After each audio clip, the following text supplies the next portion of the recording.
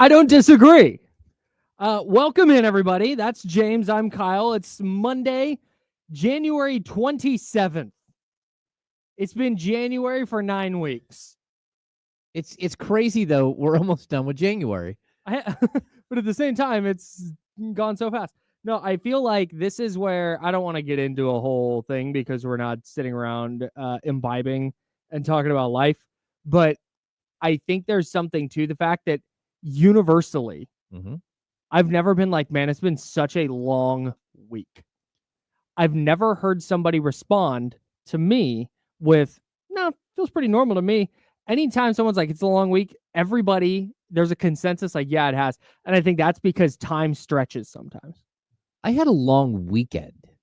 You know what I mean? Like, I feel that. I did not expect to have a long weekend. I did take Saturday off from Kings coverage. I personal reasons. Love that for you. Oh, don't love that for you then. Well, it's one of those deals. Like, sure. The pug is okay, everybody. But I had a friend from high school who was in town because her mother had passed away, and so we went to a funeral and did that kind of stuff. And sometimes life is way more important than covering a Kings game. Yeah. And shout out to all the people who reached out thinking like panic, but I'm okay. We're okay. It's just one of those long weekends. Yeah. Yeah. Crazy. So I don't want to dive all the way into my thoughts on the concept of time. Yeah. We have 2 hours. We are on full-blown Kings trade watch today. We are. There's it's sizzling, man. It's above a murmur. It is above a murmur. It goes whisper, murmur.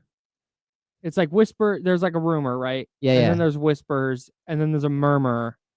There's buzz. This is more than like a smoke. There's more than smoke. Is buzz above murmur? Like there's buzz about this? I think so. Okay, I think we're in the buzz stage. I think we are in the buzz stage.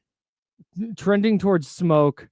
Fire is the official scale of the insiders. No, so we're locked into that. Anything Kings related that happens on the trade market, or anything that happens in the NBA trade market in general, we'll have it for you, obviously.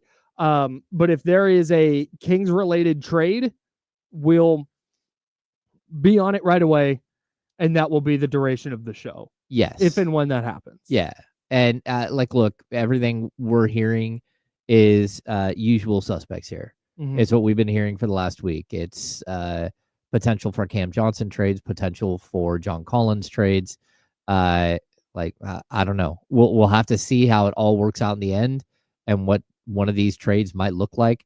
I think that's been the most interesting piece to this whole thing, is that starting, middle of the week last week, and even before that, like, we've heard enough of these guys, enough so much that I wrote long form on these two players last weekend. Right. So but everything we're hearing over the last couple of days is a lot of noise, but a lot of buzz. It's really interesting though. We have not heard any form of the deal, and so that's one thing I would point out. Like, we all have an idea of who might be included. Mm-hmm. But that buzz right now is not out there exactly of what the framework of a deal would look like. Which is why there's no smoke yet.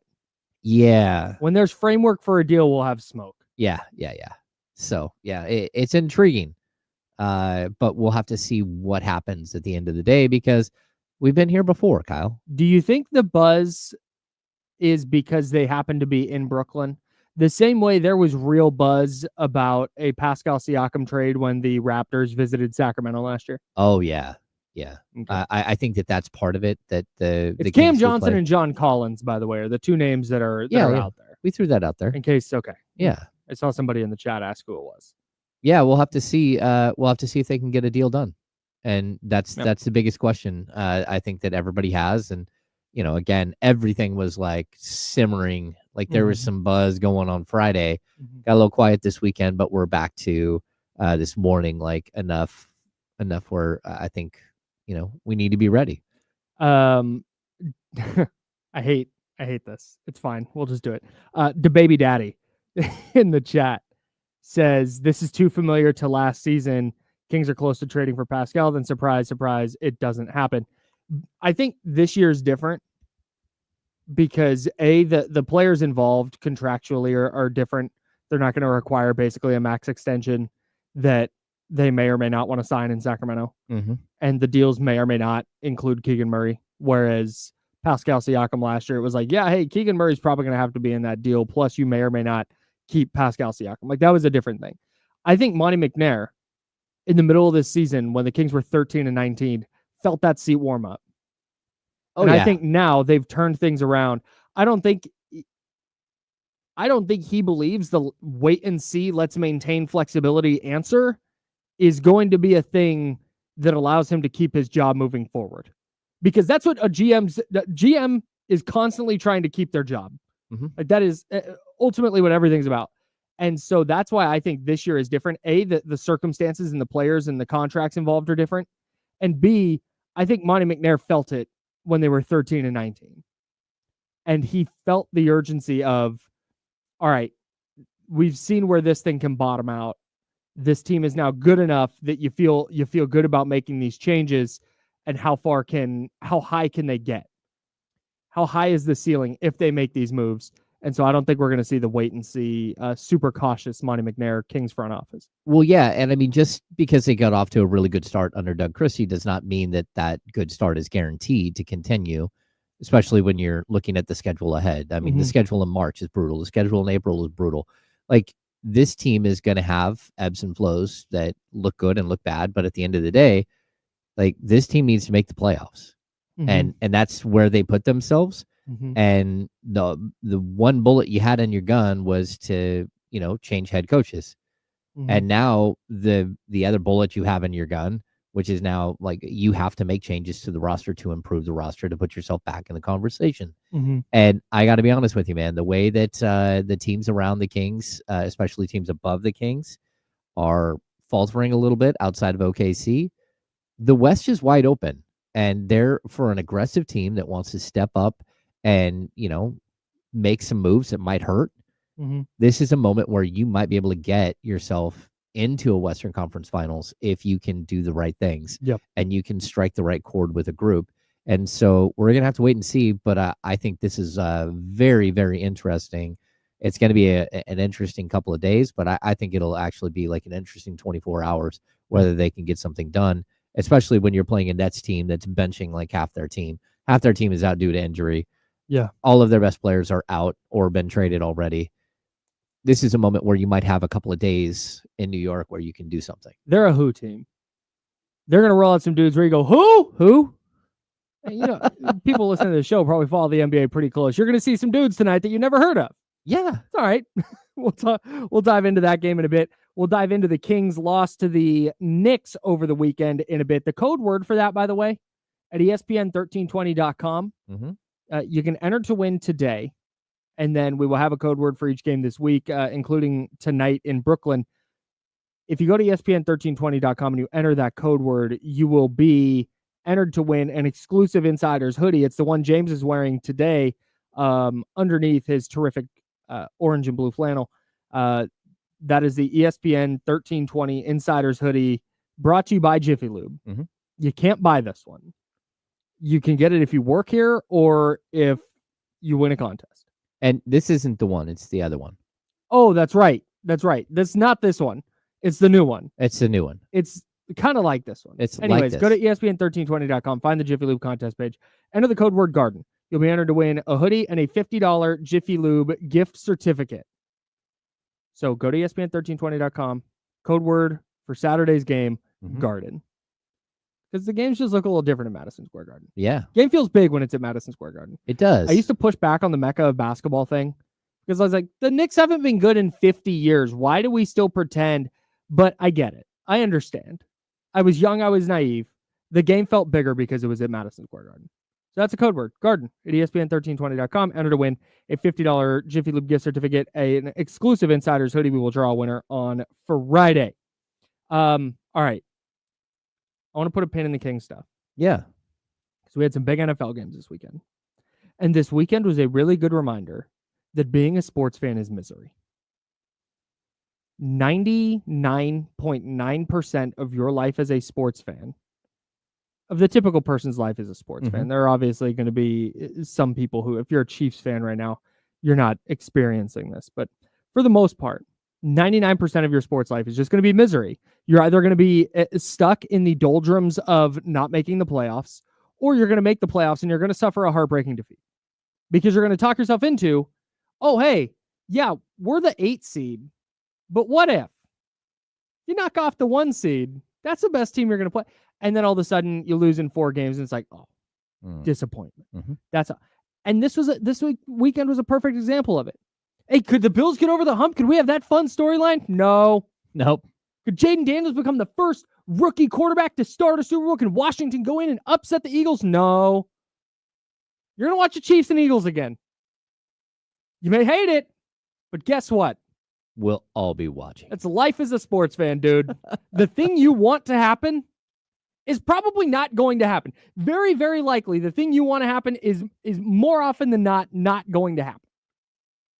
That's what happened this weekend. I saw a lot of people really upset, really angry. Like, man, what Eagle Chiefs again? What are we going to talk about for 2 weeks? I'm sick of these teams. Buckle up. Guess what? You're probably getting another one like this next year. Yeah. And the year after that, and the year after that, because this is how these things go. Well, that and Patrick Mahomes is just that good. And Patrick Mahomes and the Chiefs are just that freaking good. They are. It's so frustrating. They were the I don't want to call it, they're not fraudulent. They're a dynasty. They're not fraudulent. But if you just watch the Chiefs this year and you just watch clips of games, you didn't know the outcome of games, you'd be like, oh, yeah, it's probably like an 11-6 team. Like, they're good. They probably won their division, but 15-2 and they didn't try the last week. Yeah. And then they just go into the playoffs. Doesn't matter. They've won 17 consecutive 1-score games.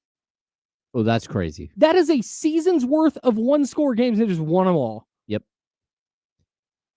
I wasn't outwardly rooting for the Chiefs because I'm not one of those people that's just like, I just want to see greatness. I'm not. I'm a hater, dude. I'm petty. I want to see everybody who thinks they're going to win lose. I want to see that. But there's also part of me that the people who are just like head over heels in love with Josh Allen, watching Josh Allen throw nearly 2 interceptions on his first 2 throws and then have some misfires and this and that. I'm kind of like, yeah, hey, look, he's not perfect. He's not God. He does make mistakes. See? So I wasn't rooting for the Chiefs, but I don't hate that the Chiefs are in the Super Bowl again because it's the Chiefs. I don't have that disdain in my heart for them. Okay, so our second team is the Chiefs, like Niners fan, raised Niners fan. But because of fantasy football, my son and I have had Patrick Mahomes on our team forever. Right. Right. And so we watch a ton of the Chiefs. I thought the last 2 years they weren't very good. And the fact that they won a Super Bowl last year and very likely could win another Super Bowl this year, I'm here for the potential three-peat, for a true dynasty that we for a team to go back to back to back to the Super Bowl. Insane. How difficult that is for anybody. It's just wild. Yeah. How many extra games this specific team has played with this group of players. And look, they have players get injured just like every other team. They went through an entire 6 or 8 week stretch where half their receivers are gone and their running backs are gone, and they're signing Kareem Hunt off the street. Yep. And P. Ryan off the street. They're just like, okay, we just got to figure this thing out. This team faced adversity, but at the end of the day, you just watch them and you're like, okay, they find a way. It's hard to not have respect for it as a fan of the 49ers. Because you see the Niners go to the Super Bowl in 2019, you lose to the Chiefs. 2020, injury-riddled season. 2021, you fall short in the NFC title game. 2022, fall short in the NFC title game. 2023, you go back to the Super Bowl, you lose in overtime. 2024, injuries, miscues in all 3 phases, just kind of a mess. The Niners are good. The 49ers have had an incredible run as an organization, and they've been to the Super Bowl twice in 6 years. 5 years. 19, 20, 21, 22, 23, 6 years. The Chiefs have gone 3 years in a row. Yeah. And they have a chance to win 3 in a row. I'm not rooting for the Chiefs because I want to see a three-peat. I'm rooting for the Chiefs because my disdain for the Eagles runs so deep in my bones. Just Nick Sirianni and his face, Big Dom. You saw yesterday that dude's got his ass in the middle of yet another skirmish between an Eagles player and a Commanders player. They're jawing on the sideline. Here comes Big Dom. Get out of there, dude. Yeah. This is not your place. Weird. But when he gets Dre Greenlaw ejected and he leaves the field, and the broadcaster's like, oh, classic Big Dom. You need a recommendation for where to eat in this city. You ask Big Dom. Oh, what a guy. Like, what a guy. What? Howie Roseman's an outstanding GM. I get it. Like, salute to Howie Roseman, what he's been able to do in keeping the Eagles good and relevant for as long as he has. Excellent. Howie Roseman's awesome. But do we need to freak out because Howie Roseman traded for a washed Kevin Byard last year? Like, oh my God, Howie did it again. How did he give up a 6th-round pick for a guy that nobody wants? I'm not going to say that's oh my God, how does he keep getting away with it? Jalen Carter fell to them in the draft. He didn't make some savvy move to move up in the draft. Jalen Carter got involved in a tragedy before the draft and fell because of it. That's what, like, I think the one thing that really impresses me about how they keep plugging away is that the defensive line that they had a couple of years ago that led them to the Super Bowl is all gone. Mm-hmm. It's all new guys. Mm-hmm. And that defensive line was like the best defensive line in football. Mm-hmm. All of them are on different teams. Mm-hmm. And they've rebuilt and they find ways to like reload in a way that like I don't think the 49ers have been able to do. The 49ers have too many legacy players. Yep. And they can't get out away from it. Yep. And they also have that connection to players that they can't break. Mm-hmm. And it gets in the way. Yeah. Where I think that's one thing with Philadelphia I would point to. They just know when it's time to go a different direction. They know how to go from the highest paid defensive line to an affordable defensive line that's going to be high paid again. Yep. And you'll just keep rotating and finding new ways to reinvent yourself.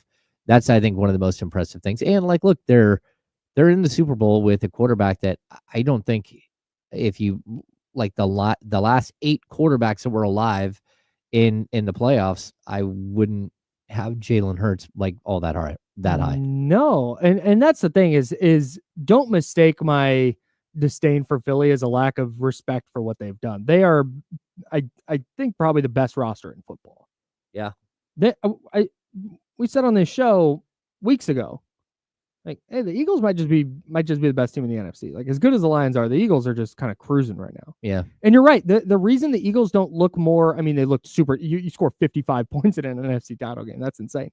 But the reason they haven't looked as like, the reason I don't think people were putting them in a class with the Lions is because they kind of, like you said, the quarterback play just wasn't quite there. No. And when we can say that, and you're talking about a team with Goff, that, the quarterback play just isn't there. Yeah. That's saying something. Right. But you saw that from Goff in the playoffs. Yeah. But with Hurts, like, it doesn't matter. He extends plays just enough. The brotherly shove or the tush push or whatever you want to call it is continues to be unstoppable, even without Jason Kelce. Mm-hmm. The way they've revamped their secondary is incredible. Saquon Barkley is obviously about as perfect of a match as you can get between player and scheme. I like salute. They were the best team in the NFC, it turns out. And man, they put it on display yesterday. At every facet, they were just flat out better than Washington. I think this is going to be an incredible Super Bowl, mm-hmm. to be honest with you, because the Saquon Barkley piece to this, mm-hmm. it just makes them like just such a wild card. You have no idea when he's going to bust out an 80-yard run. Like, he's so incredibly good. And we were talking about looking at the stats last night, and we got to the end of the season, and he had 2005 rushing yards, right? Mm-hmm. And he had an opportunity with like another 100-yard game to be the all-time leading rusher, and they said, mm-hmm. okay, we're not going to do that. We're going to sit you in week 17. Mm-hmm. And then to see him be so fresh in the playoffs, to see the 200-yard game, the 100-yard game, another 100-yard game, you're just watching this guy like put on a show. And for him to be lost on a bad team for like the last 5 or 6 years and then mm-hmm. find his way to be great again, it's like it's a great story, and I'm here to watch and see what he does against a really good Chiefs defense. And like, I didn't expect this to be the Super Bowl early on, but certainly as we got deeper and deeper into the season, I still thought the Lions would be there. Yeah, just surprised. The way the games have played out, though, the Eagles and Chiefs have been the two best teams in the playoffs. So this is, I mean, is it exciting to talk about a Super Bowl that happened 2 years ago? Talk about it all again when it's a lot of the same key players? Yeah, not really. But we're gonna do it, and we're gonna watch it, and hopefully we get another really good game, because the last one between these two teams was thrilling. We'll continue to dive into that, but couple more things from Commanders Eagles. Okay. Jaden Daniels is going to be a problem. Oh, he's a superstar. He just, I expected him to maybe struggle a little bit yesterday, and it's really clear that their bigger issue on offense is that, like, De'Ami Brown and Olamide Zaccheaus are two of their top three receivers. And that Zach Ertz is really good. Zach Ertz was awesome yesterday, but he's not like a super explosive Brock Bowers, George Kittle, Travis Kelce type of tight end. Yeah. He's going to get open. He's going to catch it, and he's going to fall down. But man, considering that this was year one for them, this was like ground level of the rebuild. Heck of a year for them. And what Jaden Daniels did yesterday, I thought was super impressive. Oh, I totally agree. I think we're watching this draft specifically help the league. Mm-hmm. Like, there's going to be greatness from some of these quarterbacks in this draft. Mm-hmm. Caleb Williams will find his mm-hmm. way, and I think Bo Nix will find his way. I think that there will be, even Drake May was good, right? Mm-hmm. I think there are going to be some really, really good quarterbacks from this draft, and overall, like, that's what you're hoping, that every year the draft, the league gets better and better. And I like Daniels is just incredible. Like, you saw it like week 1, week 2, like just his command of the field. You're like, oh man, this dude's got it. Yeah. And watching him grow and to the quarterback he is right now, it's just wild to see. A thing I learned in the game yesterday is that referees can just award touchdowns whenever they want. Oh. So I don't want to go through the NFL rulebook, but basically the official, when the Commanders kept jumping over the line trying to stop the tush push from inside the one, mm-hmm. and they kept jumping the snap, and after like 5 penalties, the official comes over, the lead official announces, hey, if they do that again, we're going to award the Eagles a touchdown. Like, we can do that. And it turns out you can. What? The official at any time can just award a penalty that at their discretion can be for some amount of yards and a touchdown. And what it's doing is it keeps who is the oh my God. Ted Ginn. Okay. It keeps Ted Ginn from, I don't know why I came up with Ted Ginn. I think it's because he housed a kickoff to open a national championship game, and that's just what popped out in my head. Okay. But kick returner is running a kickoff down the field to open the game, and some player just comes out and sticks his foot out and trips him on the sideline. Mm-hmm. Guy who's not in the game. Yep. That can be awarded a touchdown. What? Because he was going to score. Okay. You can't just have a guy like, oh no, that's going to be a game-winning touchdown. Go tackle him, and we'll take the 15-yard penalty. Okay. You can't just run off the sideline and tackle a guy. But it turns out you can just do that, because I've always wondered, hey, if you get to inside the one where the ball's moving centimeters to get half the distance to the goal, why not just jump off sides every time and try and jump the snap count every single time? And it turns out that's why, because the officials at some point can go, okay, this is ridiculous, it's a touchdown. That's crazy. Insane. I did not know that. I had no idea. Yeah, because, like, I was actually watching some soccer highlights, and there was a play in like the World Cup where Suarez reached up and handballed grabbed a surefire goal. Mm-hmm. And he got a red card and thrown out of the game. But they missed the PK and ended up advancing, even though he was on the sidelines, because he saved a goal by breaking the rules, like what you're talking about. It's the equivalent to somebody stepping in from out of bounds and tripping somebody. Yeah. Like, just in soccer terms, if someone intentionally, reaches up and uses his hands to grab a soccer ball out of the air. Yeah. Yeah. So that's wild. I did not know that you can just give them a touchdown. All right, it's a touchdown. Touchdown. And the Bills-Chiefs game, I mean, we talked about it. The Chiefs are awesome. Buffalo's play calling was bad.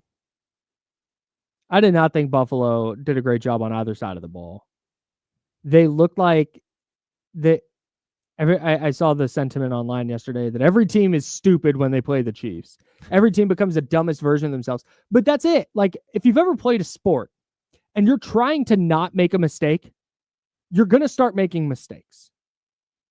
But if you're just playing the sport, you just go play. Like, yeah, mistakes are going to happen, but you just kind of play through it. It's a little bit like what we've seen with the Kings with Doug Christie. Yeah.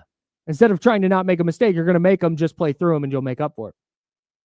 I think that's what happens. I think teams start to overthink. Everybody starts trying to make the big play. That's why Patrick Mahomes is bootlegging out to his right, wide open every time. Just whenever he wanted. They could go play action, boot, and there's nobody over there. Because I think too many people are trying to make too many plays and getting outside of whatever their defense was. Because I can't fathom that was a schematic adjustment they didn't make. Yeah, it's absolutely wild. And it's funny because you're trying so hard not to allow them to do something that you end up like allowing them to do like ridiculously stupid things. The whole time you're just like, how in the world did that just work out? Yep. That doesn't make any sense. And then you mix that with the fact that Mahomes can do like almost anything on a football field. Yeah. Like just the trick stuff he does. It's just wild. They're going to beat you because they come up with these little tiny plays here and there. And the accumulation of those little tiny plays equates to something much bigger. That's it. Yep. It just continues to come up with those. We'll talk more about that game. We got to step aside for a second, but I have a couple of things. I'm not with the ref conspiracy on this one. A couple of weird calls, and we'll talk about those, but I'm not with the whole conspiracy thing. We'll also get into the Kings loss to the Knicks from over the weekend, and we'll look ahead to their game tonight against the Brooklyn Nets at Barclays Center out there in Brooklyn. That's James. I'm Kyle. We're the Insiders. We're sponsored by Jiffy Lube, and we'll be back in a second here on ESPN 1320 and Sacramento Sports Center.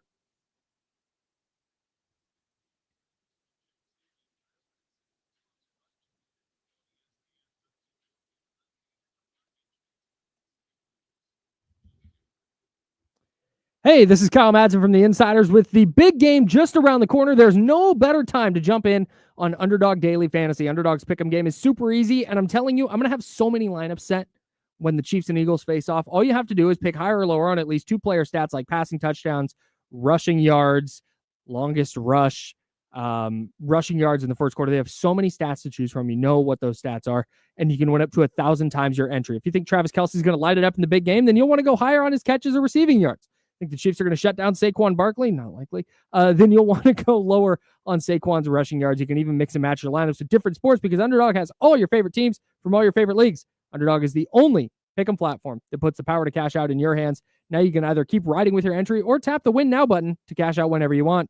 Underdog is the best place to play pick'em. Download the app, sign up with promo code Kyle M and deposit now to get up to $1,000 in bonus cash instantly. That's promo code Kyle M. Must be 18 plus and present in a state where Underdog Fantasy operates. Terms apply. Concerned with your play? Call 1-800-GAMBLER or visit www.ncpgambling.org.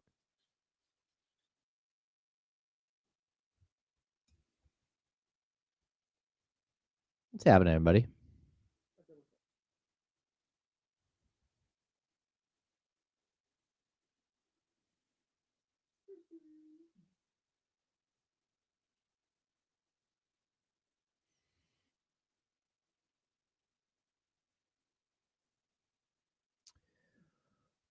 Tom L, because you always ask good questions.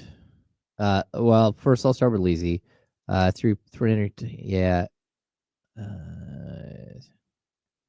It's possible they have a decent chance, but every time you think that, the Chiefs come out on top. I don't know what it is. Yeah. Eric B, this is going to be the question.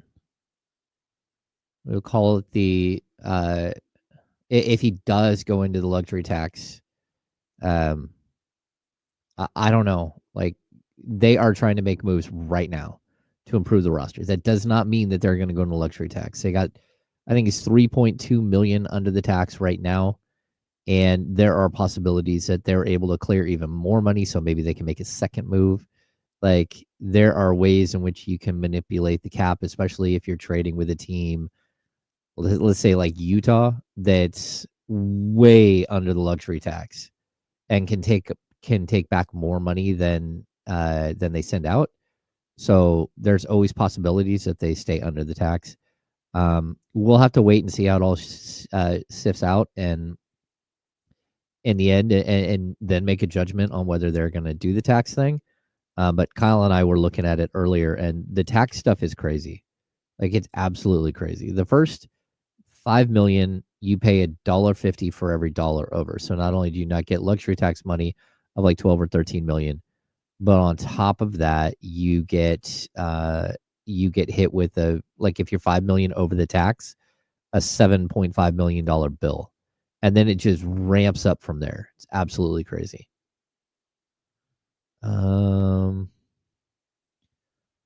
Do I think the Kings, from Tom L, do you think the Kings would include a first round pick in John Collins' trade? I could see the Jazz arguing for that, as numbers are better, similar to Cam Johnson's numbers. No, because like the going rate for John Collins is not that, for whatever reason. Yeah, I don't think they'll have to give up a first, but that doesn't mean that they won't include a first and use like Utah as a vehicle to move a couple of seconds to go get another trade done. Like, there are ways in which a first could be included, but when you're limited with your second round picks, that's usually a problem.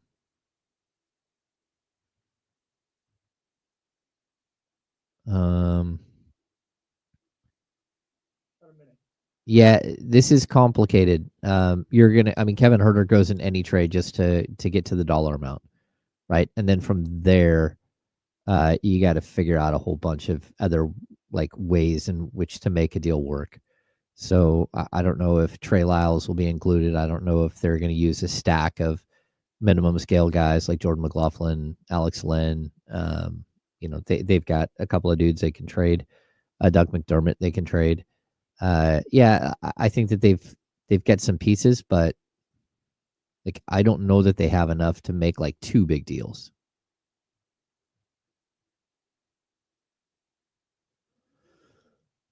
Hi, Zabo.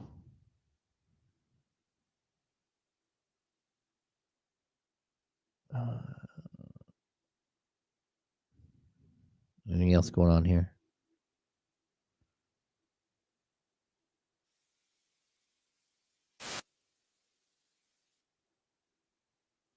Here we go.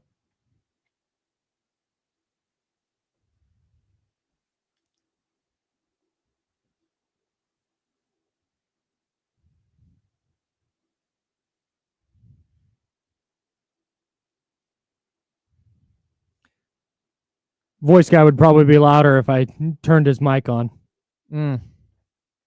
Voice guy, go ahead. Your mic's on. Now, back to the Insiders with James Ham and Kyle Madsen, brought to you by Jiffy Lube on ESPN 1320. Hey, there we go. James is over there. I'm Kyle. Kings playing the Nets tonight. We'll dive into that in a bit, and we'll also talk about the Kings' loss to the Knicks.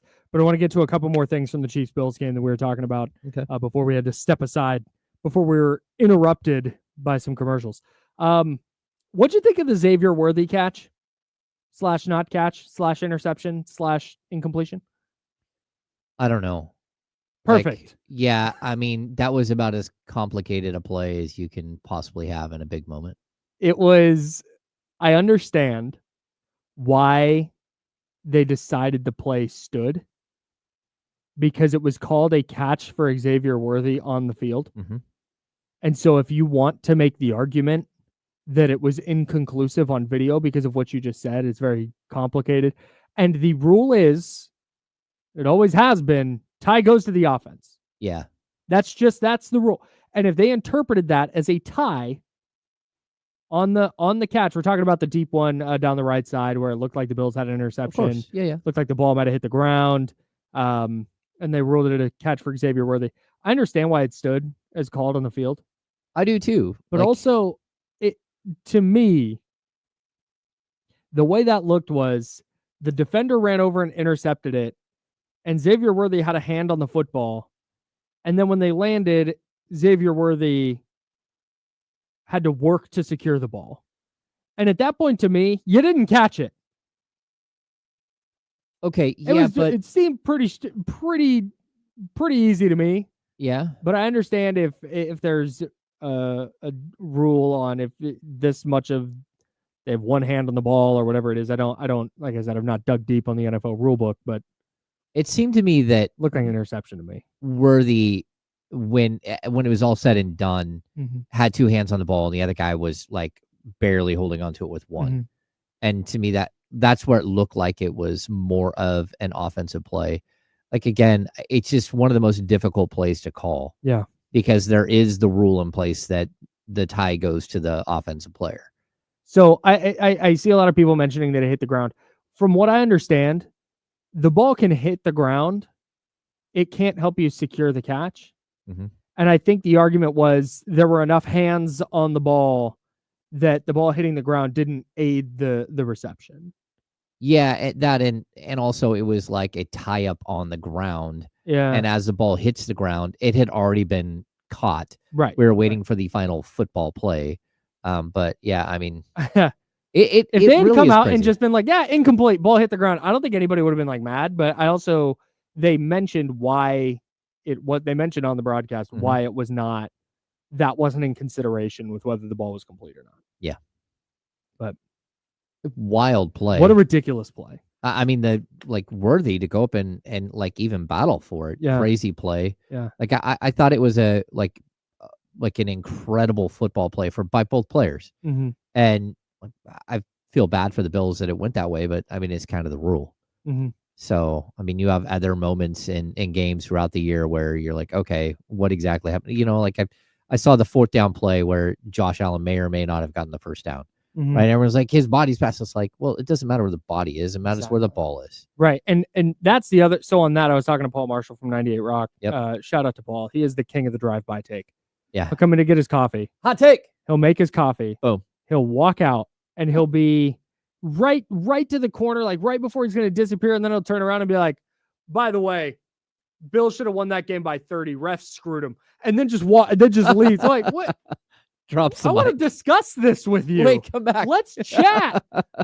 No, but on that, I might have missed it. The replays I saw, I never saw, because they can't go, oh yeah, logically that makes sense. It's clear and conclusive evidence.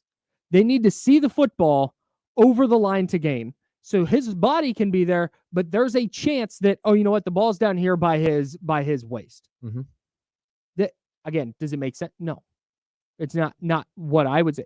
But to the NFL, that is what is required. Clear and conclusive visual evidence. And his body was this far, and then you have to take into account, I saw one clip going around, and this happens a lot in these situations. This isn't exclusive to Bills Chiefs. I saw one clip going around where it's not the straight down the line view, it's like off to the side. And that throws off the angle of where it looks like he is. Because there's an angle, it looks like he's 1.5 yards over the line. But it's really clear from the down the line angle, he did not get. If he got it by a very, very small amount, and it would have required the football to be way up. It wasn't like so far that. So I understand why they didn't overturn that as well. No, I agree. And at some point, the NFL needs to have tracking in the ball, so then that way we can actually get a real idea of where it's at. Like, I mean, we talked about it, how it's like some dude in his 60s running out there and just putting his foot down somewhere. Like, and I think they do a miraculous job of spotting the ball and like seeing where a guy's leg hits and where the ball is when that happens and all that stuff. But I think it's just one of those things where technology, we have the technology. They need to make it like foolproof. They have been spotting the football the same way since the NFL's inception. Yeah. That can't, because I see people in the chat house making this point, and this is two officials came in at two different spots. Like, what? That can't be a thing that happens. That can't be a thing that's allowed. Well, there has to be. You're right. There has to be a technology out there. Like, I know there is, and I know the NFL is printing money. Oh yeah. Yeah, they've got enough money to cover this. They have access to the technology. I don't care that you got to install it in all 30 stadiums, 32 stadiums, 30 stadiums, 30 stadiums. I understand. Fine. I don't care. Get the calls right.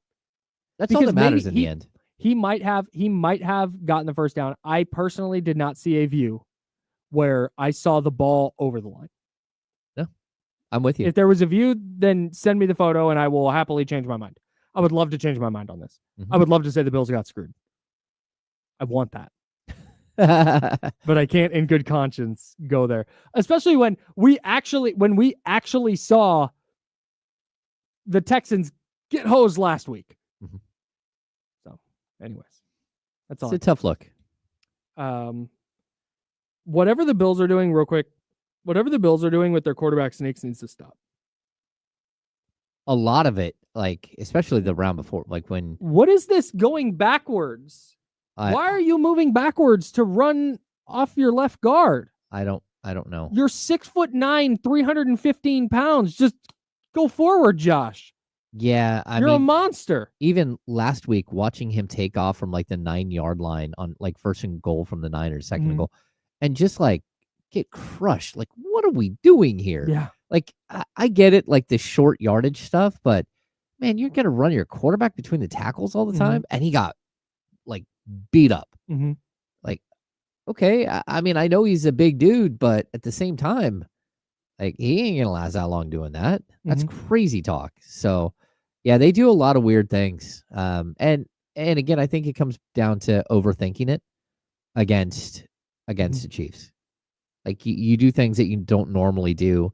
Yeah, and it's just because you're playing the Chiefs and you're thinking you have to be perfect, and you end up making stupid mistakes because you're trying to be perfect. Well, I don't. It was really clear the Chiefs were keying on whatever the Bills do with their quarterback sneaks. You have to do something different. Oh, yeah. And then he finally got Josh Allen goes up and over on the one and fumbles and somehow like got it back. I don't. Yeah.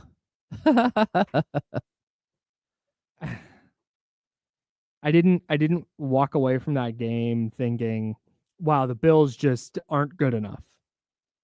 Because they very clearly are. They just made they didn't make the couple of plays that the Chiefs did.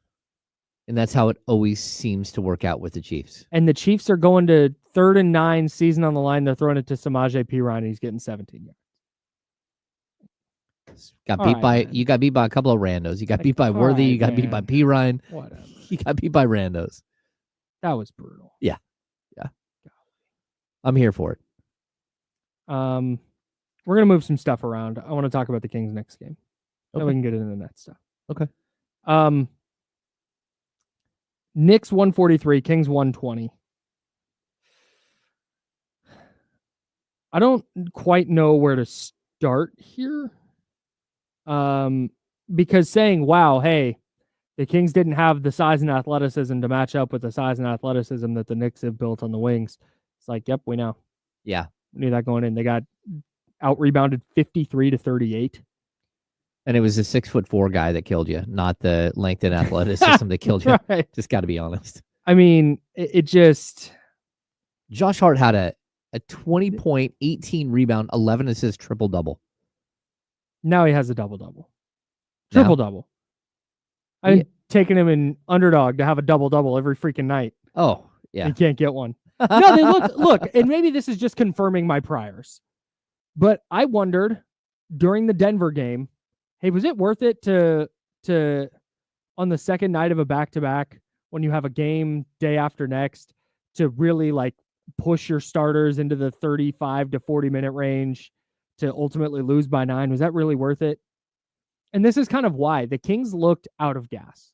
Oh yeah, you did that, and then you flew to New York, right? Yeah. And then you played on Saturday after a back-to-back Wednesday, Thursday, fly to New York, and then you have a game Saturday.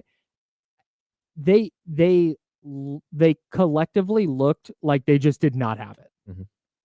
Malik Monk did. Malik Monk was built to play Madison Square Garden. He's like primetime Malik. Right. That was great. It was super fun. And Domantas Sabonis had his triple-double, great. But they had no juice in that game. And maybe that's a product of what the Knicks do defensively and just kind of how big they are. And Jalen Brunson's just a really tough guard. He's really awkward. And he's one of those stocky, like he's going to get into your body as a defender. And maybe they're just a tough matchup. But for me, as somebody who was like, hey, these dudes need like a night. They have had the pedal to the metal for 2 weeks now, 3 weeks now, however long it's been. Yeah, there was always going to be a moment of letdown. You knew there was. That's the way this goes. And then I think everyone just kind of looks at the Nets game and goes, "Okay, well that's your get right game." You hope so. You hope so. But I mean, that's where if you're a coach, you've got to like go, okay, can we just like go as hard as we can and look at games like the Nets, know that you're no longer caught in the middle of 4 games in 5 nights or 3 games in 4 nights. And that's part of the problem when you point out the Denver thing is that you knew you had a third game coming. You have back-to-back and then another game. And Doug will learn from this process. You hope so. Yeah. That's my biggest concern. Like I understand he's establishing culture and that's great. I think leaning more on your players to play games is better than not. But also if you get into a situation where you're in the playoffs and your dudes have all played hundreds of more minutes than the opponents because the opponents have been managing their minutes all year, that's going to put you at a disadvantage. Well, that and I think like the idea that you have with Doug is that, hey, look, this is what we did when I played. We played a ton of minutes, and that's the way it goes. Yeah, I understand. I fully understand where he's coming from. That's perfectly fine. The problem is your players aren't those players. Correct. Those players aren't built like that anymore. Correct. And you can maybe get them to be built like that, but you're not there yet. And just to flip a switch and say, hey, this is what we're doing. It's like, okay, well, we saw what eventually, it is going to catch up to you. You just can't do that every single night, expect him. But at the same time, go get him somebody. That's why trades need to happen now.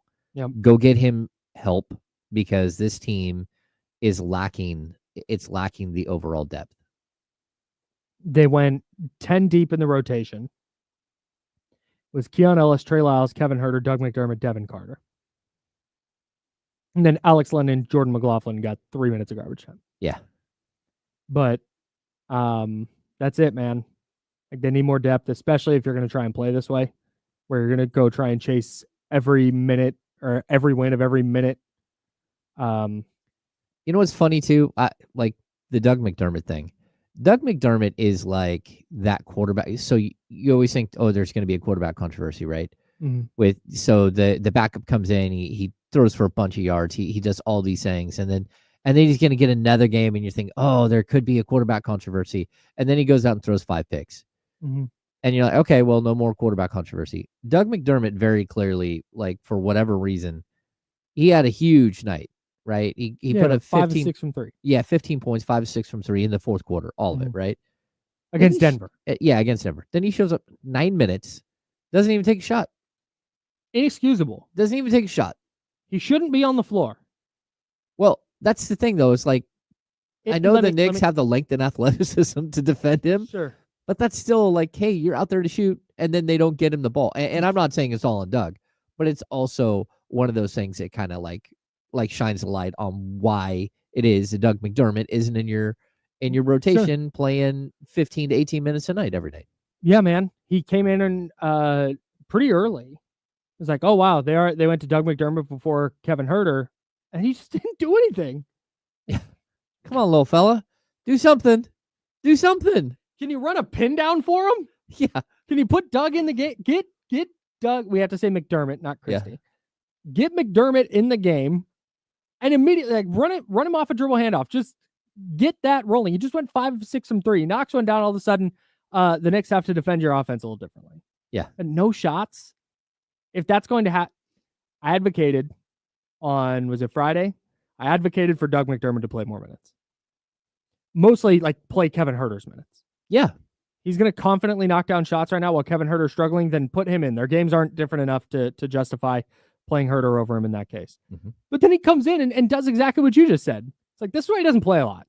Yeah, it's just like the disappearing act. You're like, hey, I don't know what to make of it. I was so ready to come in here on Monday and be like, wow, what a call by Doug Christie. Great job adjusting to your players and recognizing that you had a guy who was red hot and getting him out there and changing this game, and just boom. Nope. Reminder. 9 minutes and 4 seconds of minus 11 basketball. Did not accumulate a stat save for one foul. That's Doug McDermott's night. No rebound, no assist. No steals, no blocks, no shots, no points, no free throws. Nothing. Doug McDermott played 9 minutes and was as productive as you and me. It's tough. That's tough. But this is why, dude. This is why. These are their 8th and 9th and 10th guys. Yeah. At least we didn't foul anyone. We didn't. We did not commit. We were more productive. We were. Congratulations, Chatty House. You've done it. I accidentally deleted my applause earlier, but we'll get some air horns.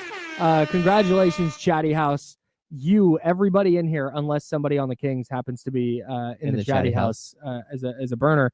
Congratulations, everybody in the Chatty House. You were more productive than Doug McDermott was. Yeah. On Saturday. I did not take a negative 11. Just saying. No, it's a great point. I did some tweets though.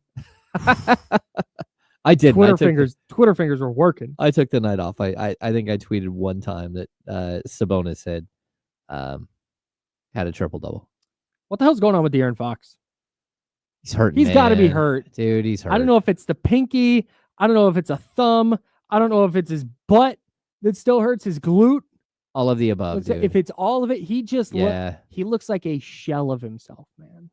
And he has for the better part of the last 2 weeks. Yeah. I feel bad for him too, because it always comes at the wrong time. This is when, coaches around the league are making decisions on who's going to be on the All-Star team and who's not. And we'll find that out on Thursday. But for me, like the glute, I heard that it had moved into his low back, like the bone bruise, the bruise that he had, the contusion.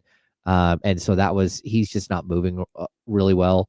And then the right thumb, he's not on the injury report today, which I don't understand how you go from having a right thumb sprain to not being on the injury report, but just it's worse than got better. It got better. Yeah. I keep hearing it's much worse than that. And so you got the pinky on one hand that's completely mangled and will need off-season surgery. You got the thumb on the right hand. Like he's beat up, and this happens to players, but I think he still brings enough defensively and sure. Other aspects of the game, the threat of De'Aaron Fox until he's back and doing his normal stuff. Still the threat of him makes it so you keep playing him if he thinks he can go. That's part of the reason he's is as good as he is and why the expectations are so high for him. Is because he's a shell of himself and still not like an unproductive NBA player. Still playing very well defensively. You mentioned just kind of the specter and the threat of De'Aaron Fox getting downhill and getting in the paint and getting to that like 10 to 12 foot range where he's just so deadly. I get it all matters, but 6 for 20 coming off of 7 for 24. He hasn't scored in double figures. I think it's 5 games now. Yeah. I mean, not double figures. He hasn't scored 20. Oh, I was about to say he scored 14. Yeah, I think it's 5 games. At least 5. Yeah, 6 of 20, 7 of 24, 2 of 11, 4 for 12, 6 for 17. Ooh, that's just, and that's that to me, it's gone beyond. Oh yeah, it's just a little bit of a cold stretch right now, which is one thing. There's very clearly something amiss. Oh, totally. He is too excellent of a player to be this statistically bad. He hasn't got to the free throw line in 2 games either. But the game before that, he went to the free throw line 10 times. So it's very unusual for him in his last 6 games. 3 of those games he didn't go to the free throw line at all. When you consider that, like throughout the season, there's only one other game where he hasn't gone to the free throw line. That's it. And so that was on January 14th. Yeah. So what this tells me is that, like, look, he's beat up and like going to the line. I mean, getting into the key, having that explosiveness to get past people, getting to the basket, worried about getting knocked down again at this point. I think it's tough. Like he's in a bad situation. In his last 6 games, he's playing 37 minutes a night.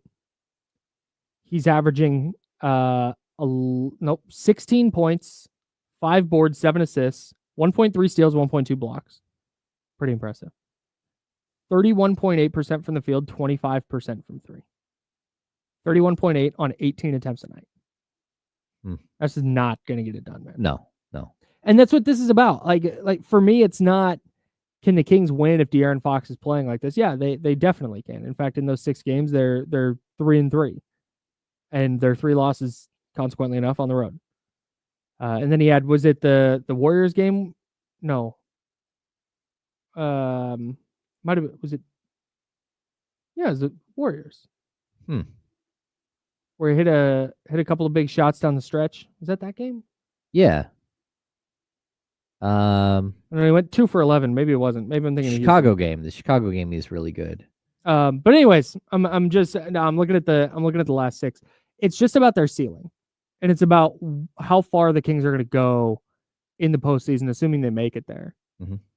And if De'Aaron Fox is playing like this, I don't like their chances to win a lot of series. No, and like, look, it's kind of the bottom line. The last 5 games where he hasn't scored 20, 15 points, he's shooting less than 30% from the field. That's where you really see it. Like, he's just not able to get to the line. He's not able to get to the basket. He's beat up, but at the same time, 7 assists and 1.8 turnovers per game. I'll take a 7 to 1.8 any day of the week. I mean, that's just spectacular. And the blocks is weird. I had not realized that he was on a streak since he came back from injury. He's got a ton of blocks. Mm-hmm. I don't 5, 6, 7, 8. Well, like 8 blocks in 7 games. He's averaging over a block a game. Yeah, that's crazy. So yeah, like, look, he from everything I've heard, like, he's not unhappy. Mm-hmm. He's actually very happy. He is enjoying the change and the winning and everything else. But I think that this is just like one of those blips on the radar where he's beat up, and we're seeing a downturn in numbers, and I think he'll be just fine. I hope so, man. Yeah, I really hope so. We'll keep a very close eye on that tonight when the Kings take on the Brooklyn Nets. We'll take a look at that game coming up. We'll have the latest updates on whatever's going on in the trade market with the Kings. And do the Kings need to make a change in their starting lineup? We'll talk about that as well. He's James. I'm Kyle. We're the Insiders. We're brought to you by Jiffy Lube. This is ESPN 1320 at Sacramento Sports City. Clear.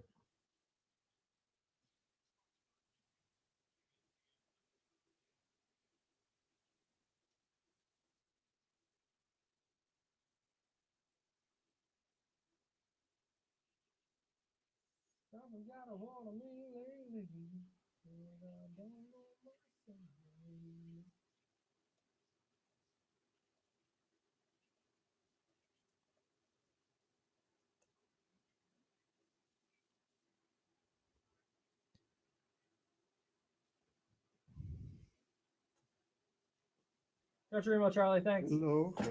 Hello. Excellent. This for the non-digital crew that comes in later. Charlie, give the people what they want. Medulla oblangadas. There he is. Charlie Maloney, everybody.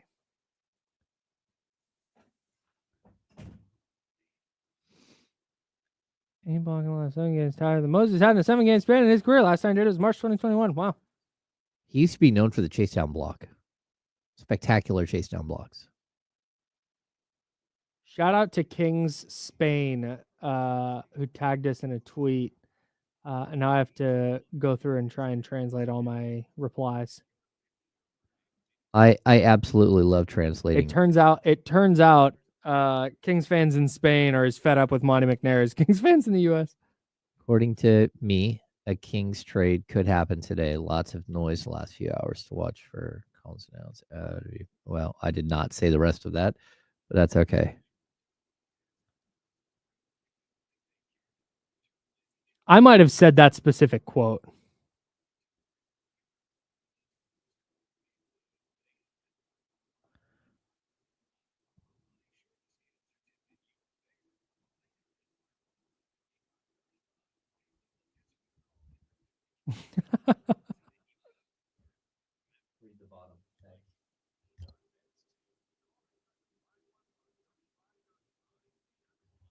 don't think I'm putting that out there, but I'll do it. Things are No. getting interesting, people. I'm gonna go. He's been out, right? Yeah, they keep due to illness. Well, same, to be honest.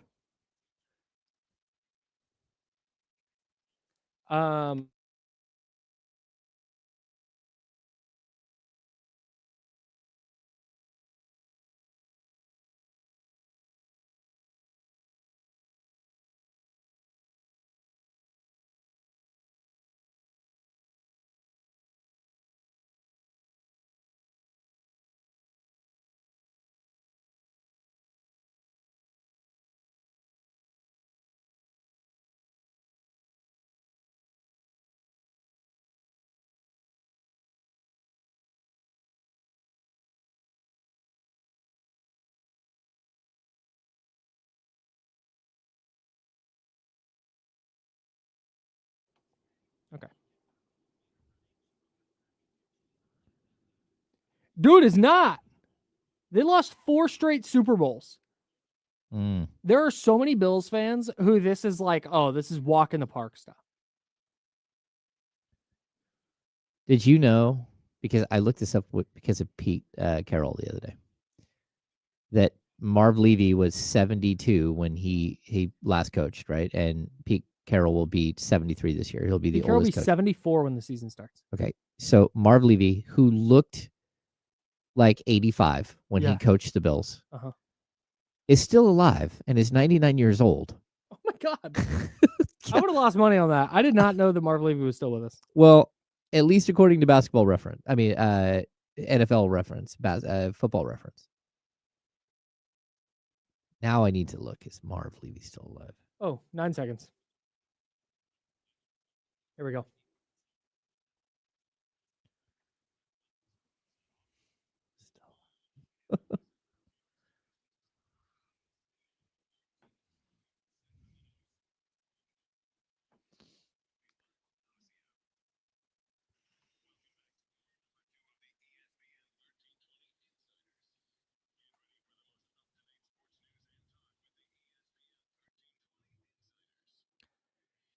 Hour number 2. That's James Ham. I'm Kyle Madsen. We're sponsored by Jiffy Lube.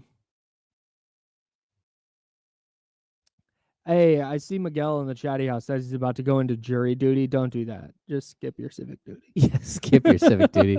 Things could happen at any time.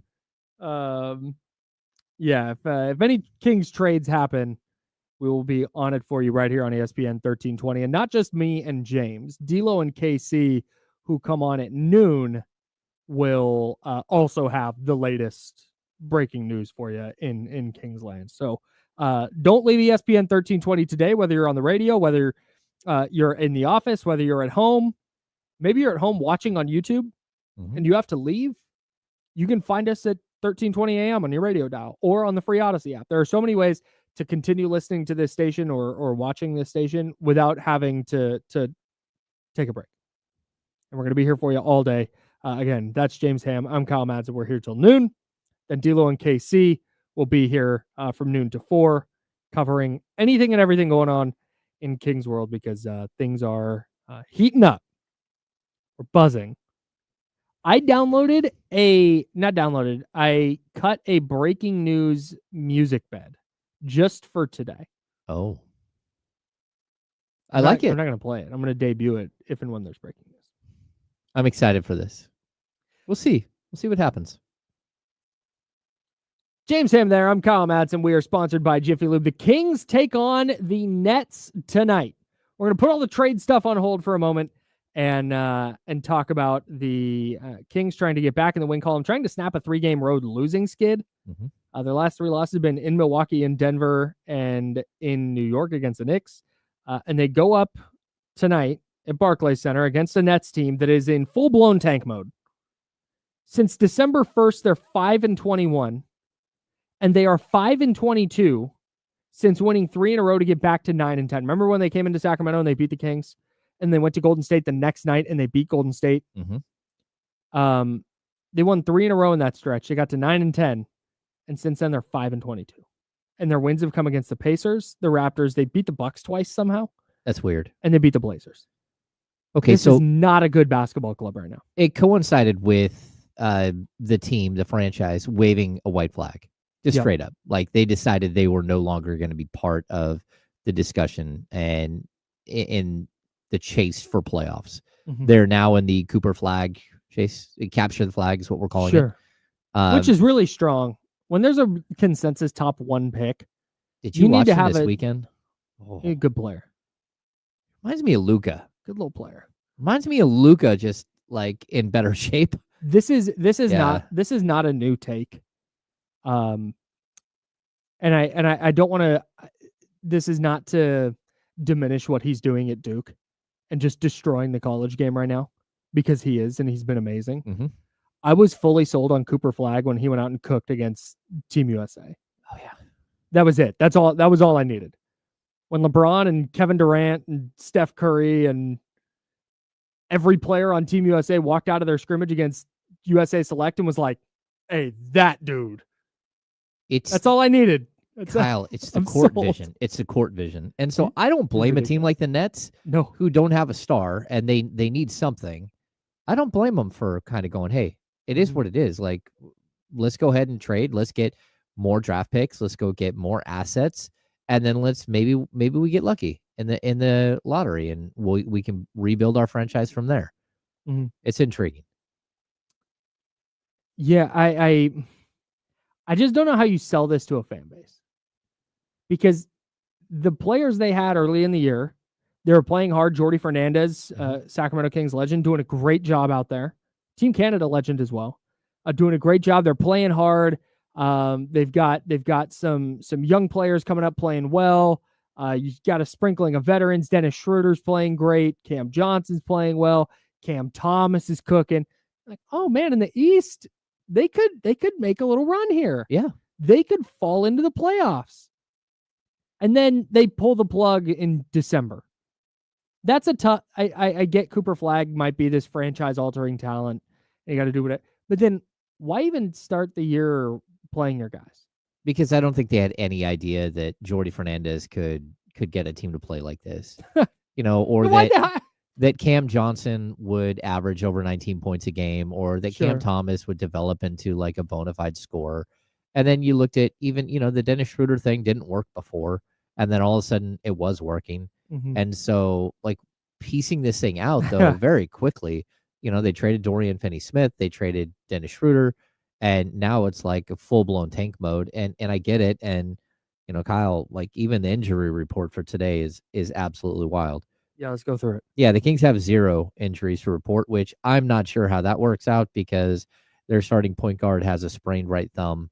And he's not on the injury report. It just means that he's playing. So that's a good thing. But the Nets, Cam Thomas, Cam Johnson, Bojan Bogdanovic, Melton is out for the season, but Trent and Watford are all out, and Ben Simmons is questionable. Mm-hmm.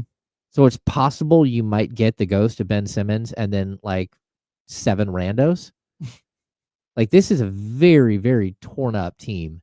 And can they beat you? Oh, yeah. Like any team you can get beat by anybody. That's the NBA. Yeah, right. But also going to say Kyle, it's probably a good day to make a trade and get those to, play down a few guys. Well, I'm just saying, this might be one of those moments. Well, yeah. Hey, you asked a great question that I would love to ask Adam Silver. Oh. Why are the Nets allowed to tank? And if the Kings rest the wrong guys on the wrong night, they get penalized for it? It's strange. I don't understand. There's definitely a double standard when it comes to, hey, star players have to play, and, oh, you're tanking, we get it. Which, like, they're actively trying to prevent tanking. Yeah.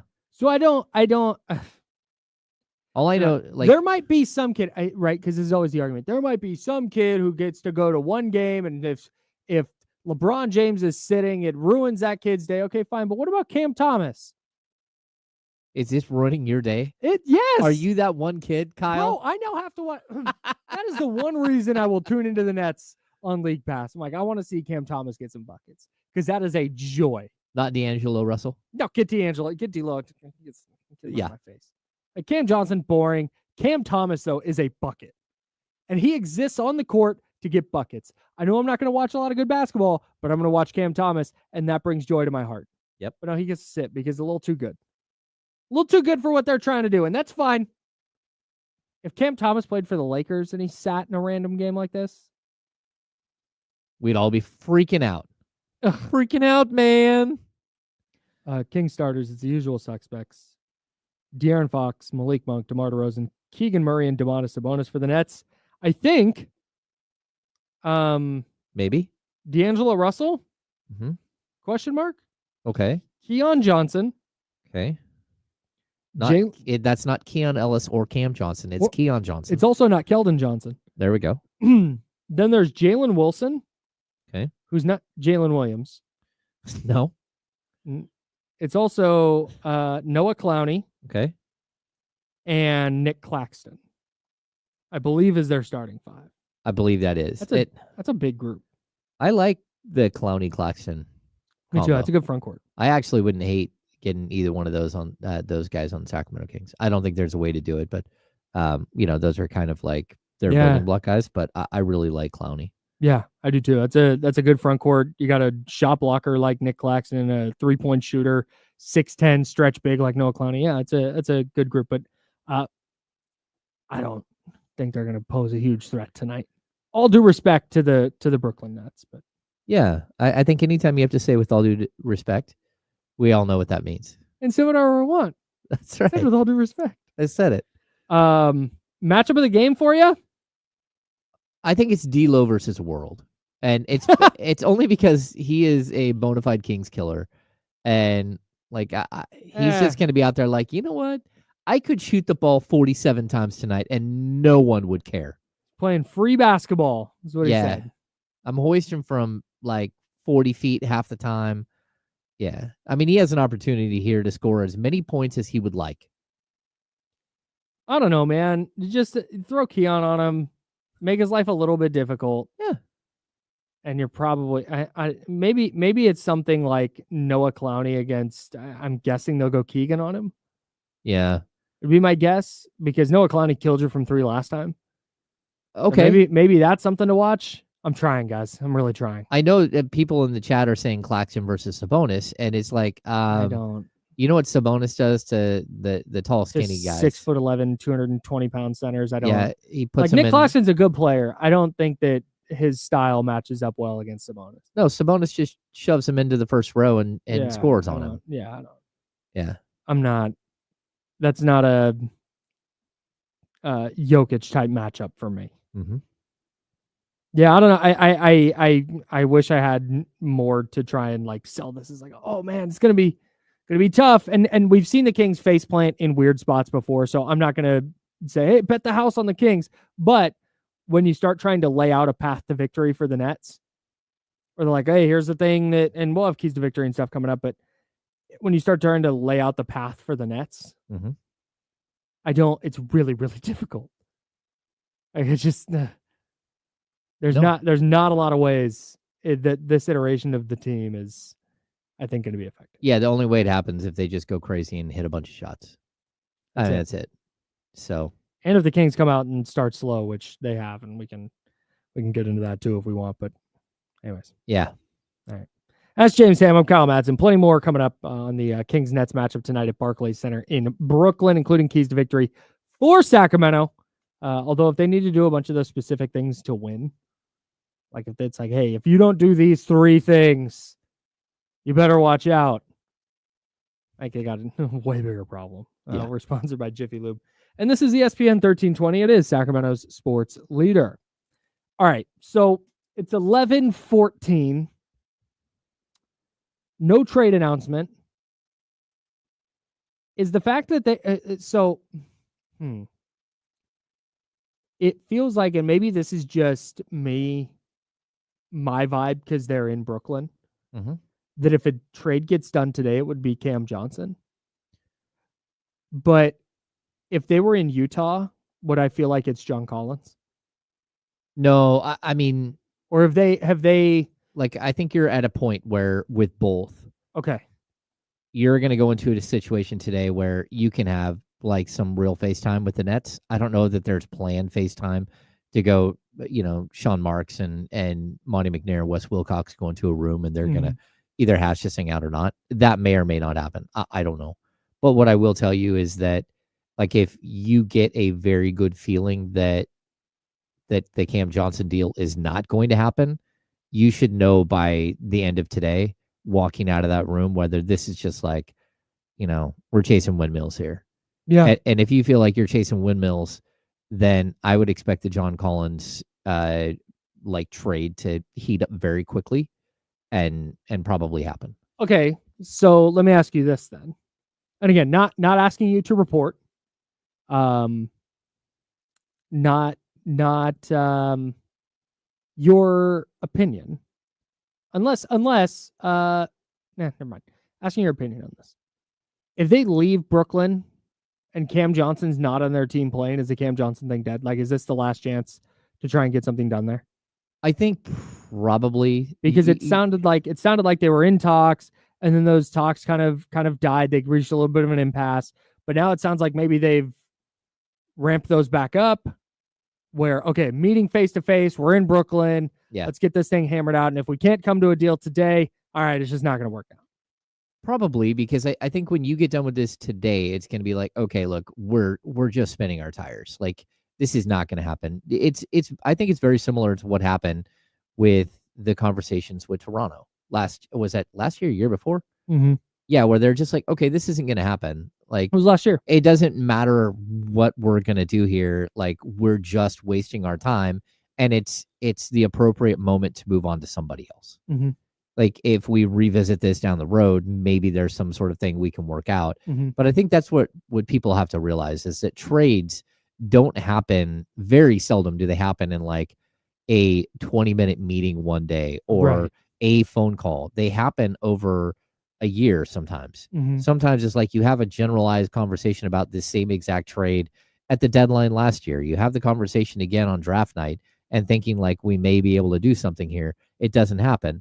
And then you have more conversations throughout the last couple of months. Mm-hmm. Like when we heard last week that, the Kings and Nets haven't talked for weeks.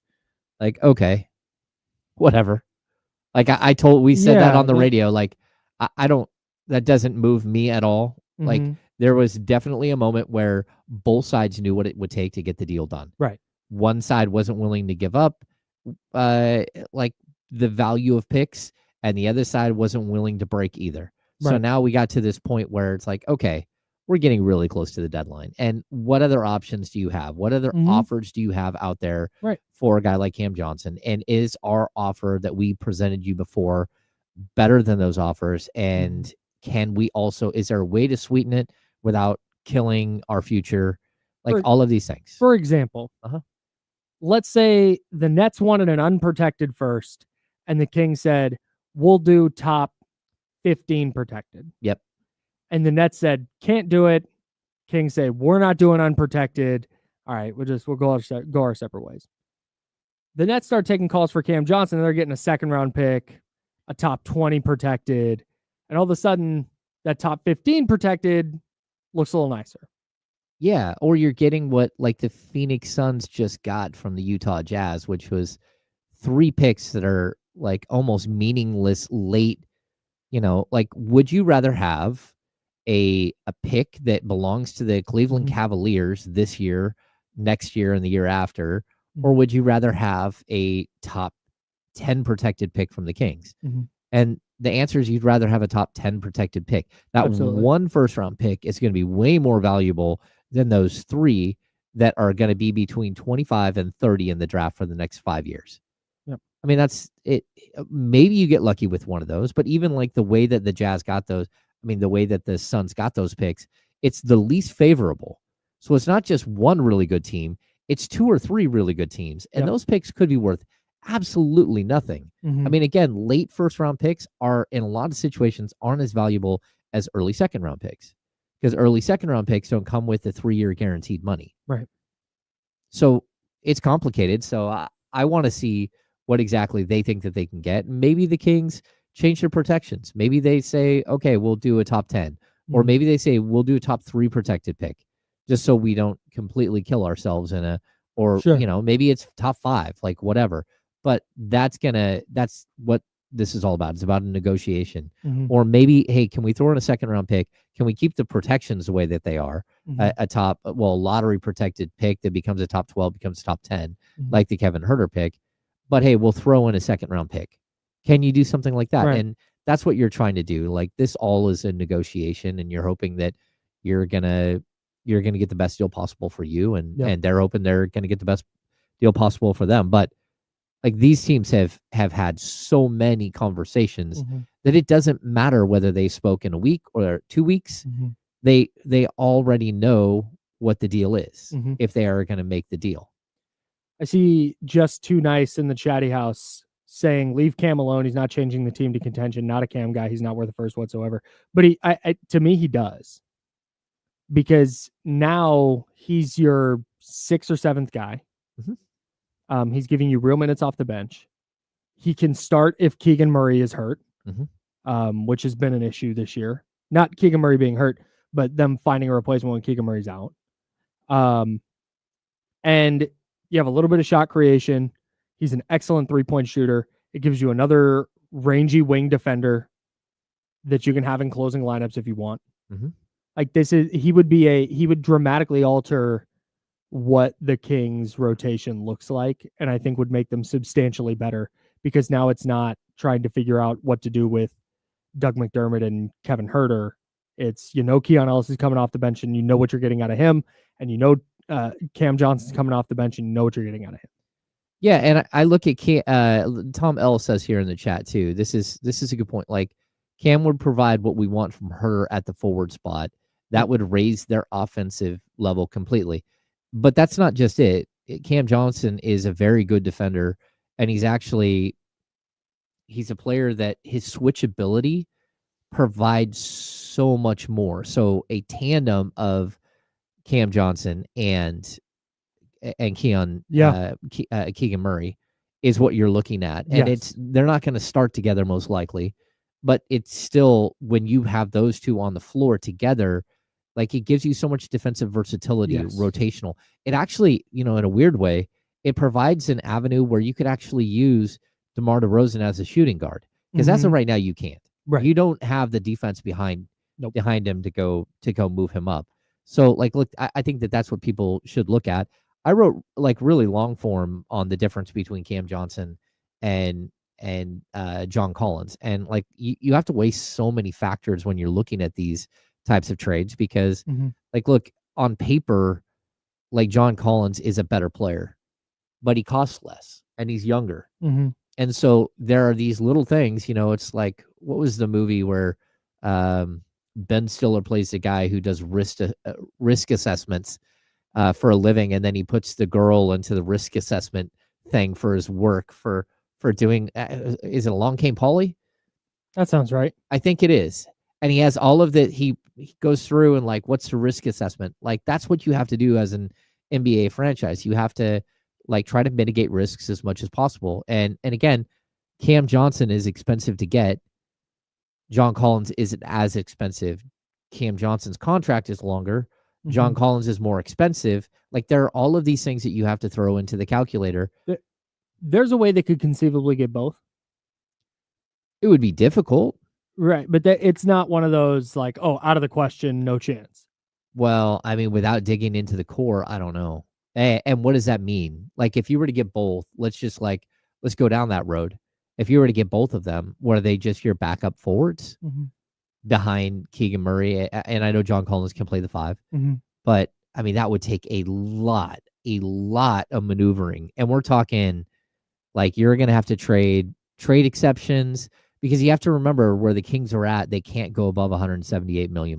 Right. They're hard capped. Right. So you would have to give up a whole bunch of salary, and the Kings aren't going to trade a De'Aaron Fox in this deal. They're not going to trade a Malik Monk or Domantas Sabonis. Maybe you move on from a guy like DeMar DeRozan, but I don't think so. Okay, so help me then. It seems like, based on reporting, that the Kings would prefer Cam Johnson. That's plan A, I believe, as it was labeled. Yeah, by Evan Tittery. Cam Johnson is plan A. John Collins would be plan B. Mm-hmm.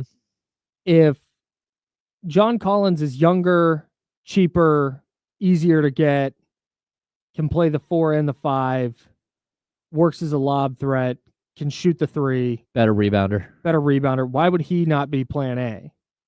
I think like every player has their pluses and minuses, and I think Cam Johnson's a better defender. John Collins is a better shot blocker. Cam Johnson's a more versatile defender. They're both really good 3-point shooters, although Cam Johnson for his career is a higher 3-point shooter, like overall. But again, offensive versatility, I think like John Collins has a lot more offensive versatility than Cam Johnson. I feel like I know what I'm going to get out of John Collins. Now, I might have to deal with some things with, like, is he the highest basketball IQ player that you've ever seen?